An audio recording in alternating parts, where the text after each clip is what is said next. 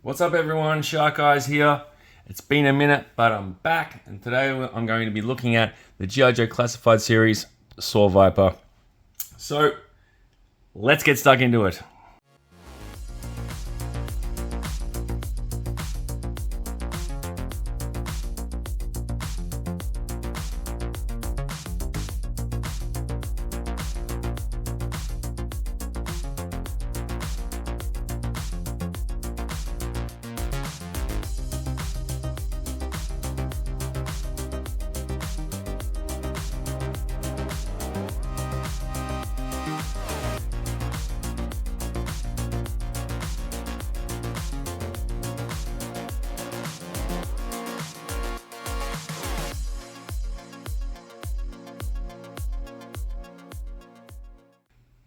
So it's been a minute since my last review, and that's solely due to the fact that there hasn't been a lot available to me in recent times that I've actually felt like reviewing.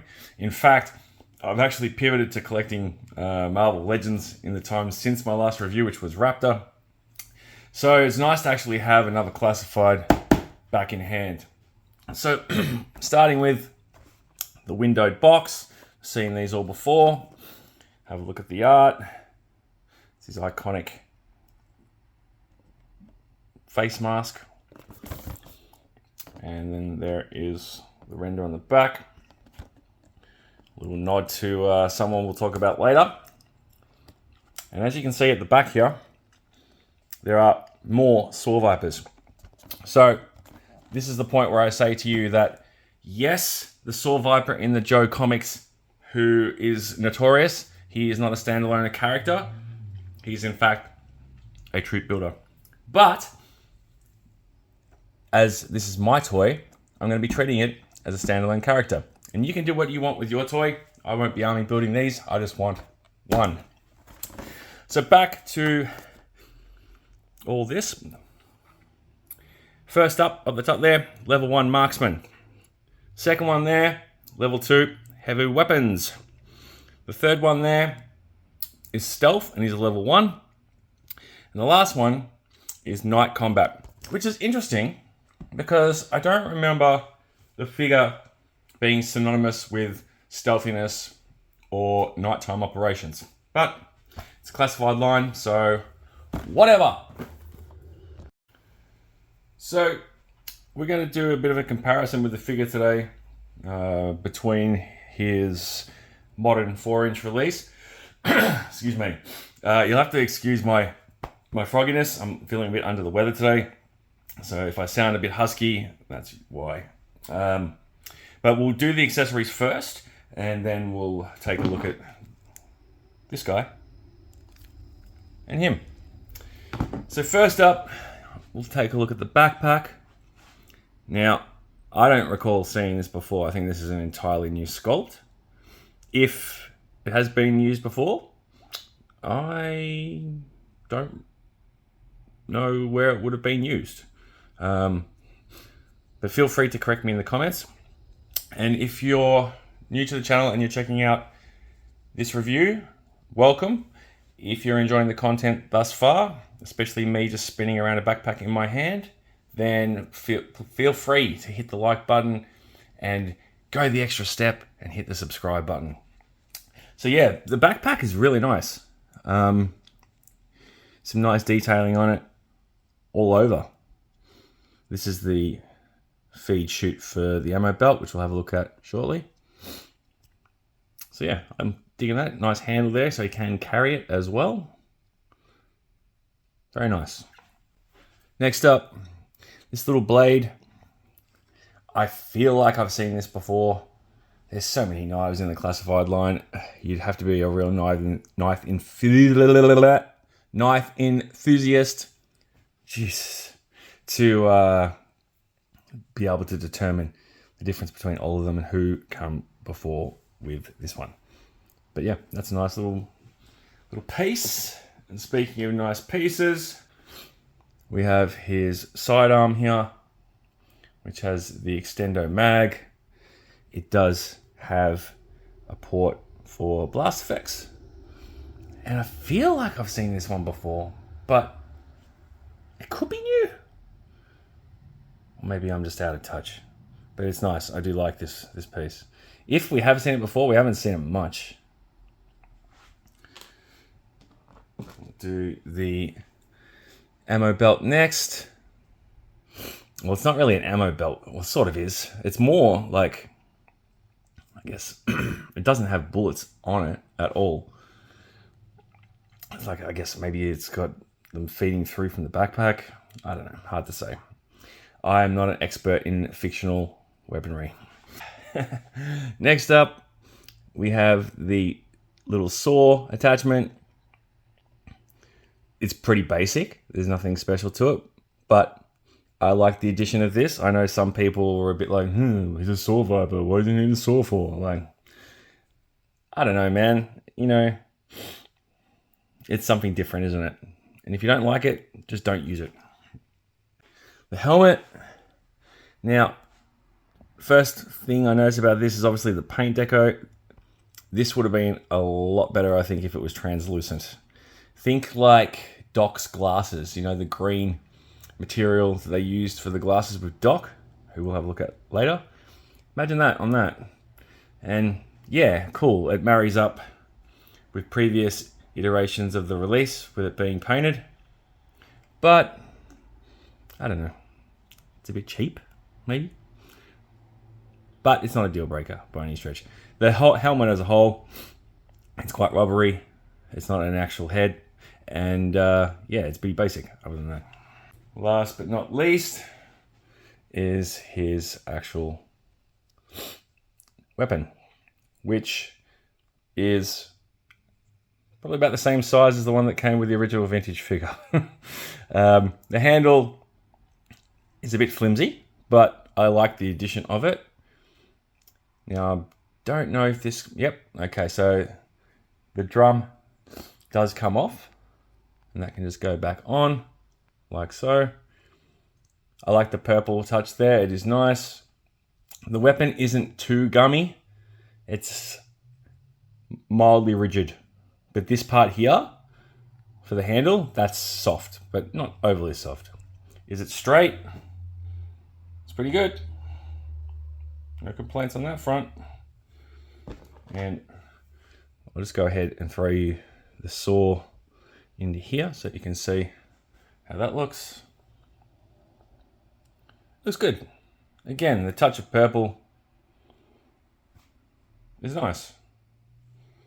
Well, I dig it. Getting into the figure, well, start from the top, work our way down. As you can see, he has the balaclava head. And this collar, does it come off? I'm guessing it does. Yeah, it does. Well, that's cool. He's got like the comm piece there. The head sculpt is good. I like it. Nice detail in the eyes. This is nice. This is a good touch. It makes total sense. Cobra insignia here. Let's have a look at the articulation. This is going to be interesting. So these pauldrons here, shout out to Ronnie Trickshot. He loves it when I say pauldrons. They are able to be moved, and you could take them off, of course, if you didn't want them there. His arms are a touch stiff. That one. Ooh, that one. There we go. Just needed a little tap, tap, tappy to get him into a T-pose. He can look down somewhat. He can barely look up, which is a bit annoying.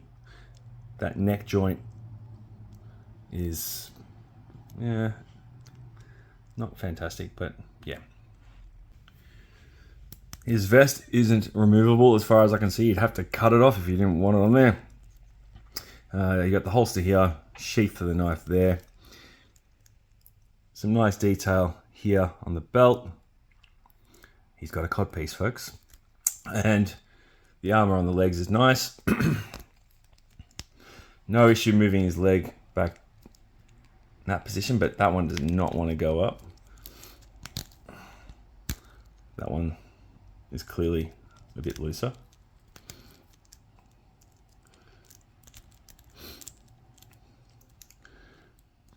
Feet are moving pretty good. Got the thigh swivel. It's not a problem. No inhibiting on that front. Wrists are moving fine. Forearms are... Oh, that one's a bit crunchy. Hang on. There we go. So this pauldron is wanting to come down a bit by itself, so that might have to be pushed back up. I really like the head sculpt on this figure though. It's quite nice. Ab crunch is going to, of course, be somewhat inhibited. That's if, yeah, there is a crunch there by the secondary. He can turn this way though quite well. He can turn that way quite well. So we'll just go ahead and gear him up now. I'll pop this collar back on and it's just sitting loose. I think it's around the right way. I don't know if the helmet's going to keep it further in place, but yeah, it does actually. So it's not coming off. So there is a good look at the masked appearance. Get this backpack into play. Now, it looks like I'm going to have to line it up with the peg, and that's going nicely. And it looks like it's staying on nicely, which is good. In terms of holding the weapon, getting this one hand first off. This handle is quite long in his hand, which is going to be interesting to see how that works with holding the weapon with the other handle. See how flimsy that is? I don't trust this. This thing is loosey-goosey. So I've just fiddle-assed around in terms of getting it into his hand, and you can see how it's like not straight. And this will require a bit more sort of maneuvering to sort of get him into a good firing position. I also noticed that in trying to turn his head with the collar, there is some restriction there. So I'm just going to go ahead and take that off. Pop that back on. You can get a better... Now this backpack is not wanting to stay on properly with the vest.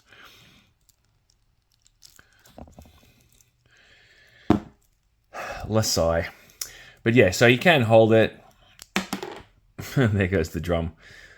But yeah, there would definitely require some maneuvering to get him into a better position of holding it, I think. And this thing is going to pop off. It did pop off camera. And as you can see, it is sitting pretty average.